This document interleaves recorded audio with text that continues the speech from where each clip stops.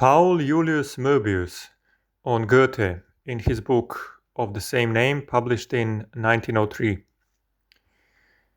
I quote, "The area of the pathological is also entered in the doctrine of the two souls.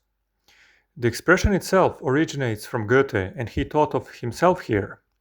He himself is Faust and Mephistopheles at the same time, excitement and criticism at the same time." Hermann Grimm describes this basic fact of life, as he puts it, very well. Quote, "As far as we know, Goethe never experienced anything that would have taken him completely. And if he seems to be most passionately excited, he always has the strength left to criticize himself in the moment. Experience and subsequent reflection must always be distinguished in his case. When Goethe writes to Frau von Stein, separated from her, alone, pen in hand, he feels more strongly than when he is next to her. Only when he reflects does the full passion break out. We have seen how his relationship to Lotte only becomes understandable if we transfer all his passion to the hours when he is not with her." End quote. If someone is able to observe himself at all times, he is, on the one hand, very well suited to be a, quote, painter of the soul, in German, Seelenmaler. But on the other hand, he is not normal, says Möbius. The natural man is, quote, wholehearted in his main concerns. He gives himself over. Constant criticism corresponds to a hypertrophy of the mind and belongs to nervousness. I have known nervous people who had observed themselves keenly on the bridal night and were inclined to make observations at the very moment of greatest excitement. End quote. I add here a quote from Vaknin's main work, Malignant Self-Love, Narcissism Revisited. This is from the FAQ 42.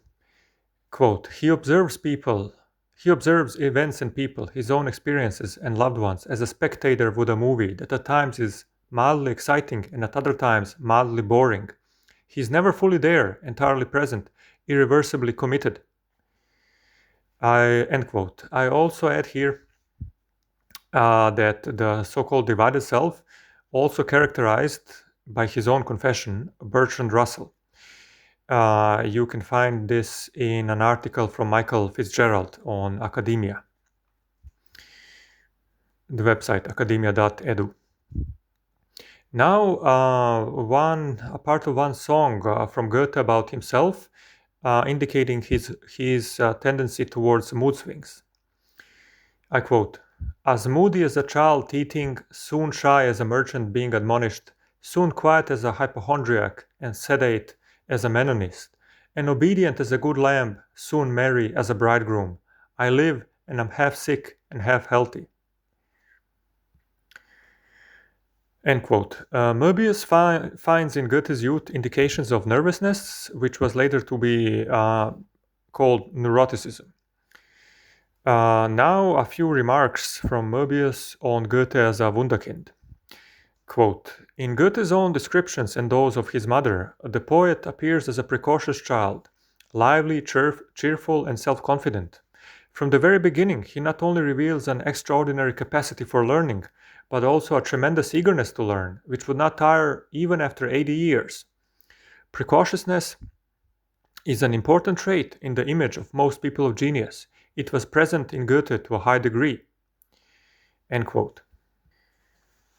Now a few more remarks from Möbius on Goethe's fits of rage. Quote, "In the state of the young Goethe in particular, the at least formal similarity between the blossoming of the genius mind and maniacal excitement or hypomania is unmistakable.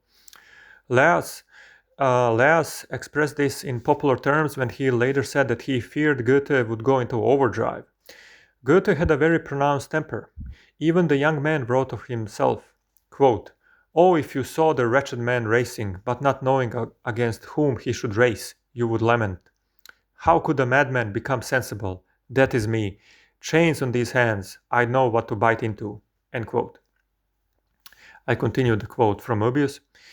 That is another quote from Mobius. Contemporaries tell how the young Goethe vented his rage by smashing the pictures on the corner of the table, by smashing books, and so on. He could not help shouting with a fury when he saw something wrong. This should not happen, and so he had to practice some kind of action to cool his temper. Lavater writes to Zimmermann, quote, "These are dogs to me," I hear Goethe shouting and stamping, or stomping. As is well known, violent outbursts of anger are also reported from Goethe's later life. And then comes a footnote in which this is described. I quote now from this footnote. If Senckenberg's account corresponds to the facts, people in Goethe's family occasionally became quite violent. Senckenberg tells us that Goethe and his father-in-law got into an argument. The former had accused the latter of having betrayed the city to the French. Texter threw a knife at him, Goethe drew his dagger, says the quote.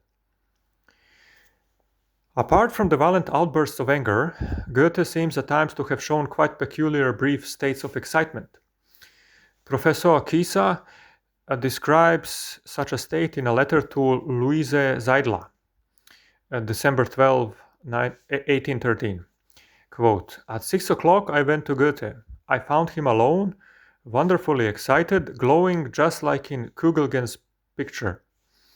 I was with him for 2 hours, and for the first time I did not understand him.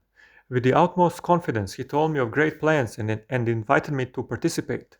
I thought it was the time after table," meaning that he was under the influence of alcohol. This is my addition. But there was not a drop, and yet he became more and more animated. I was too tired to get into the same mood, so at last I tore myself away properly. I was almost afraid of him.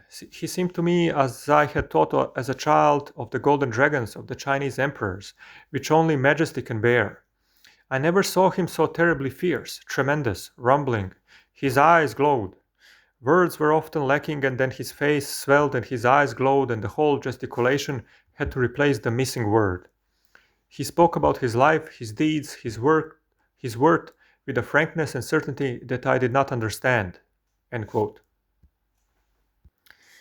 Mobius also notes that Goethe felt disgusted with life and contemplated suicide.